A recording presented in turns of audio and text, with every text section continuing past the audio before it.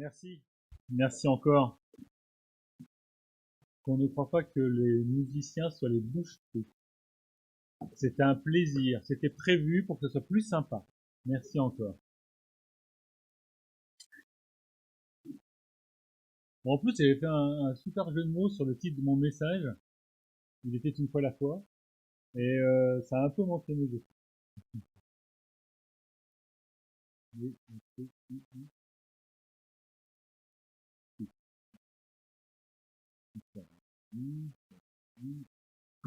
On allume.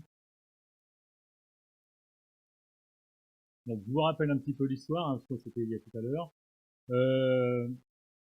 Un contexte un peu particulier, on verra. Les parents de la maman et le papa de Moïse, les parents de Moïse ont un garçon.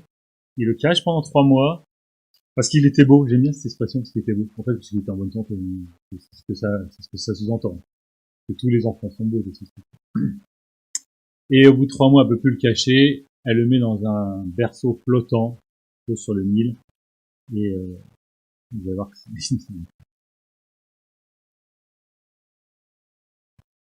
Donc nous allons découvrir un des personnages particulièrement importants, Moïse. La première personne à être appelée homme de Dieu dans la Bible. Ouh, joli. Et je pourrais parler de la mer Rouge, des tables de la loi, mais je veux pas divulgacher la suite du livre.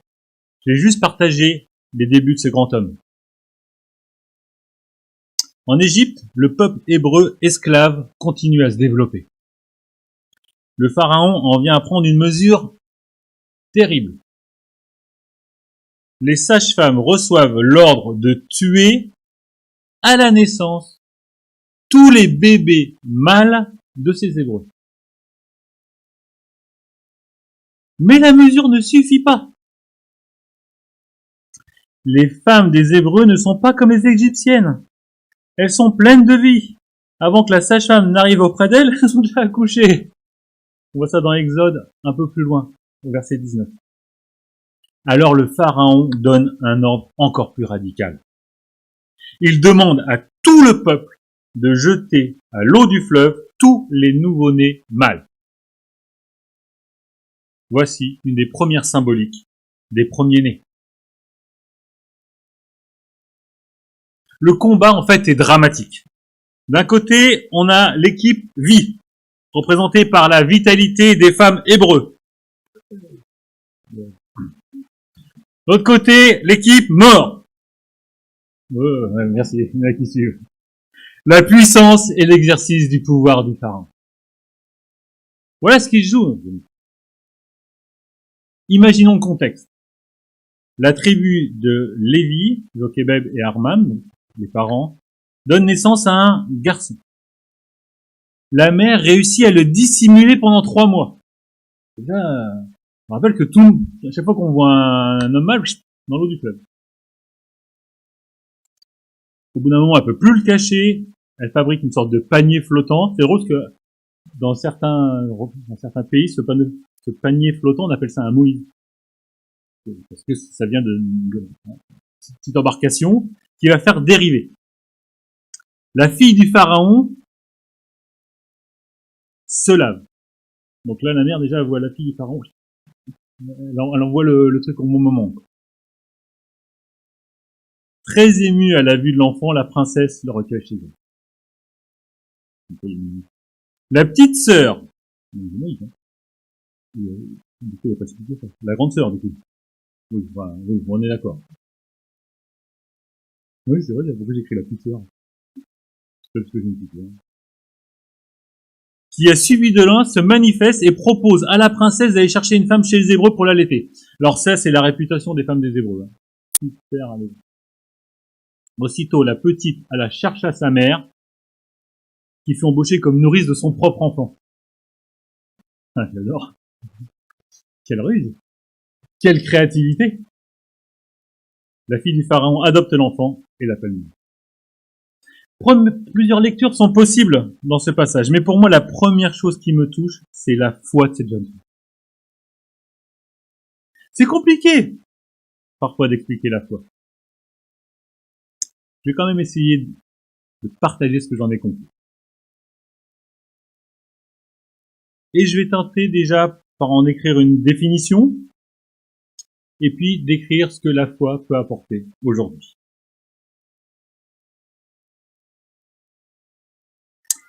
Donc, définition. Selon le larousse.fr, la foi, non féminin, en latin fides, adhésion totale de l'homme à un idéal qui le dépasse, à une croyance religieuse. Vous trouvez d'autres définitions. Une définition de Calvin, la foi est une vision des choses qui ne se voient pas.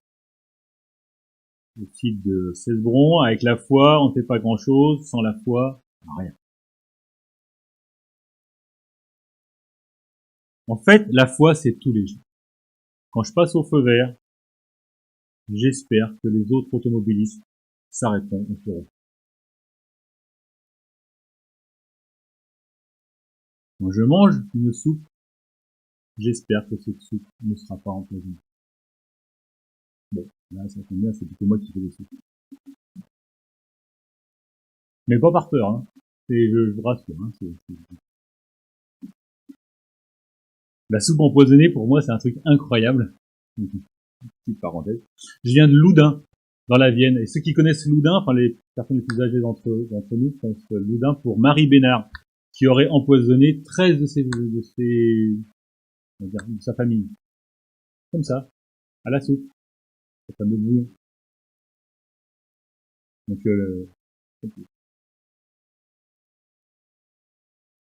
dans Hébreu, on trouve aussi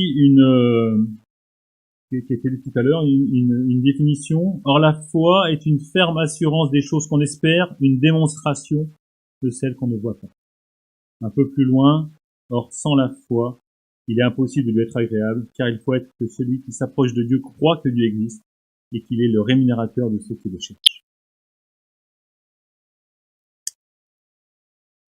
Le pasteur Yves Pétraquian, qu'on peut trouver sur le site Top Chrétien, propose « La foi est une attitude à l'égard de Dieu, un sentiment d'espérance et d'assurance en lui, une acceptation de sa volonté. » Comme Dieu ne contraint pas ses créatures libres, la foi est une condition morale, première et nécessaire pour que s'exerce en faveur de l'homme la puissance de Dieu et son amour.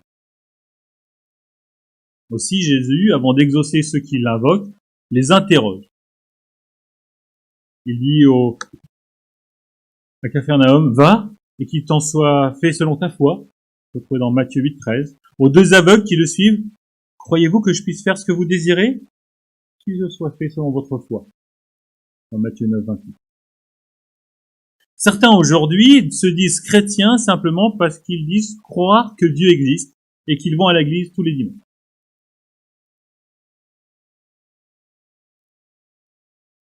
La foi pour nous tous les jours, pour moi tous les jours.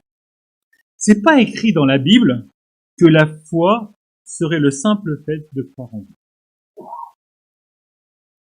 Croire que Dieu existe ne sauve pas. Croire que Dieu existe n'a rien à voir avec la foi. En fait, tout le monde croit en Dieu, à part quelques réfractaires athées, et encore. Vous les mettez dans un avion en feu et vous allez voir ce qu'ils vont dire. Dieu est nous! Ah mais je croyais que t'étais athée. Non mais là non, y a le feu quand même. Croire en Dieu est culturel avant d'être spirituel. Aller à l'église le dimanche, c'est une tradition. Intégrer nos habitudes. Bon, avant le Covid, évidemment. Aujourd'hui, c'est plus compliqué. Et même dans nos assemblées.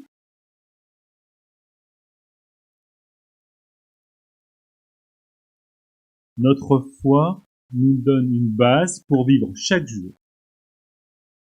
Comme chrétien, vous appliquez les enseignements de la Bible, et surtout les enseignements de Jésus, dans tous les aspects de votre vie. La Bible nous apprend des choses comme l'honnêteté, l'intégrité, comment traiter les autres avec amour, dignité et respect, être généreux, aider les autres, partager notre foi et plus encore. Tout cela affecte notre vie de tous les jours. Ce qui est incroyable, c'est que plus on grandit dans la foi, plus on prend conscience de nos changements qui vont nous permettre de grandir dans la foi, qui va nous permettre de prendre conscience de nos changements et grandir dans la foi. Ça ne s'arrête jamais. Prions sans cesse. Invitons le Christ dans toutes les parties de notre vie. Pas de couvre-feu, de toute façon. Dans toutes nos décisions et toutes nos relations. Le top, c'est de passer du temps avec d'autres frères et sœurs dans la foi pour grandir ensemble. Aujourd'hui, c'est plus compliqué. Mais il y a des moyens. C'est facile à dire, ça. Ouais, il faut partager avec toi, parler, toutes les parties de ta vie, tu dois parler de Jésus, tout le temps, tu dois parler de Jésus. Mais en fait, c'est compliqué. Partager. Mais n'ayons pas autre que notre foi. Vivons notre foi avec sincérité. Et nos changements seront visibles. Par-dessus tout, gardons notre regard sur Jésus-Christ. Vivons pour lui plaire. Reconnaissons que c'est par grâce seulement que vous vivez maintenant une vie de joie, de paix et d'espoir. Oui, oui, on vit une vie de joie, de paix et d'espoir, là. Hein, si vous regardez les infos, ils vous disent que non, mais non, c'est pas vrai. Aimons le Seigneur de notre Dieu de tout notre cœur. Alors, il est compliqué de faire des grands discours auprès d'amis qui ne connaissent pas Jésus, qui ne connaissent pas notre foi. Mais un témoignage de Jésus. Une petite intervention peuvent être déclencheurs de questions. Le début de cheminement. Quelques versets, des fois un passage, le partage d'un livre. On peut pouvoir de changer. Cette semaine, pour un grand secret médical, j'ai un jeune. Et un de mes collègues m'en parle. Il dit, mais qu'est-ce qui se passe, ça a l'air pas bien. Je dis, ah non, j'ai un jeune âge, moi j'ai envie de chez le médecin. Je dis, ah, va pas chez le médecin, viens me voir à 10h. Je dis, comme ça. Ouais, c'est passé. Comme ça, hein, il me dit, vraiment comme ça, c'est ça. C'est passé, c'est gros clin d'œil. Et je dis, ben non, en fait, ça m'intéresse pas, ça. Il a dit, bah, pourquoi ça t'intéresse pas? Parce qu'il me dit, ça marche. Je dis, oui, je sais. Ça m'intéresse pas parce que ça marche. Parce que ce que tu vas interpeller comme puissance ne sont pas celles qui m'intéressent. Moi, je suis chrétien. Alors, j'ai pas dit aussi joli que ça. Hein. Mais je lui dis non. Moi, dans ma foi, je suis chrétien et je n'accepte pas ce genre de pratique.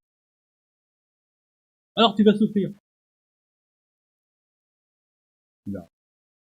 Bon, j'ai pris beaucoup de titres. C'est la foi antibiotique.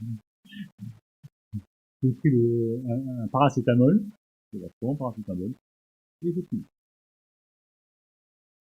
Malgré tout, je me dis que ce zona, ce coup de fatigue de mardi matin, a permis que je témoigne, même un tout petit peu, à ce collègue, et lui dire non. Donc je suis content.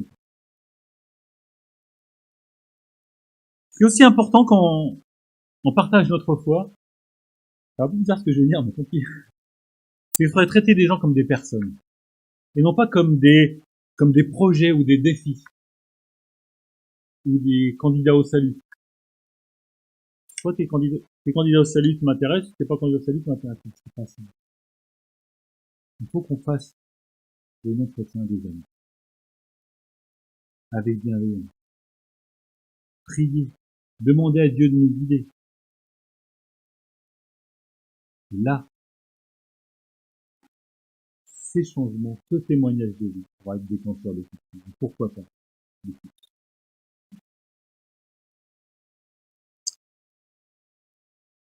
Quand je repense à cette histoire de Moïse, ce geste incroyable, en plus de foi et de créativité, je pense aux parents qui s'inquiètent. En le déposant sur l'eau, malgré tout, ils continuent à veiller sur lui. Du coup, ça fait une certaine résonance avec notre rôle de parents aujourd'hui. Quand nos enfants quittent le nid, bon, en ce moment, nous, nos enfants, ils sont plutôt en train de s'accrocher au nid. Hein, mais, oui. Ouais, c'est le Covid, hein, pourquoi... Ça avait mis une expression pour dire, ah, mais c'est le Covid.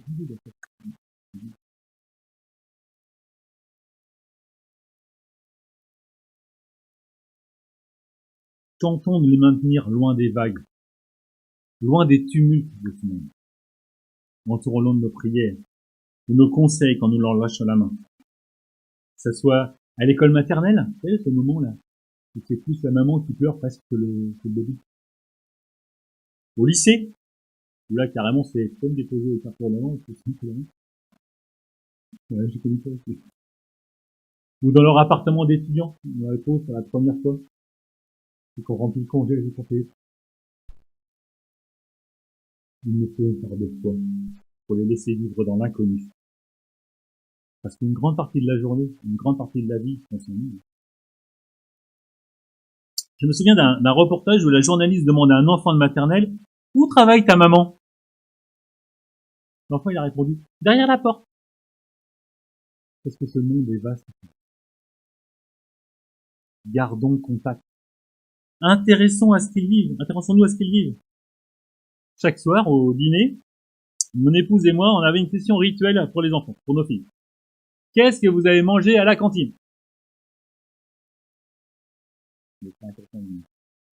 Après plusieurs années, une de nos filles avait compris que ce n'était pas le contenu de son assiette qui nous intéressait, mais le lien, ou en tout cas nous permettait de commencer une conversation, de garder un lien.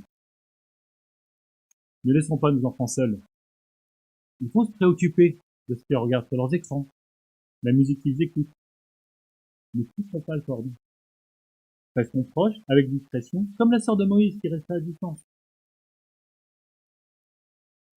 Et il y a quelqu'un qui saura prendre soin de nos enfants, encore mieux que la fille du Pharaon qui a sauvé Moïse de la mort. C'est le bon berger, le sauveur. Celui qui a dit, laissez venir à moi les petits enfants, et ne les empêchez pas. C'est à lui qu'il nous faut les présenter. À lui qu'il nous faut les confier. Et il les prendra dans ses bras d'amour. Il les posera ses mains sur eux pour les bénir. Si plus tard ils viennent à lui, il les sauvera de la mort éternelle. Voilà ce qui nourrit notre foi. Voilà pourquoi notre foi nous fait attendre le résultat avec Christ.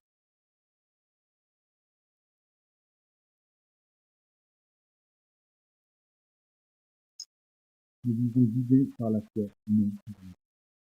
Marchons par la foi. C'est sur ce verset que j'aimerais vous laisser. Car nous marchons par la foi.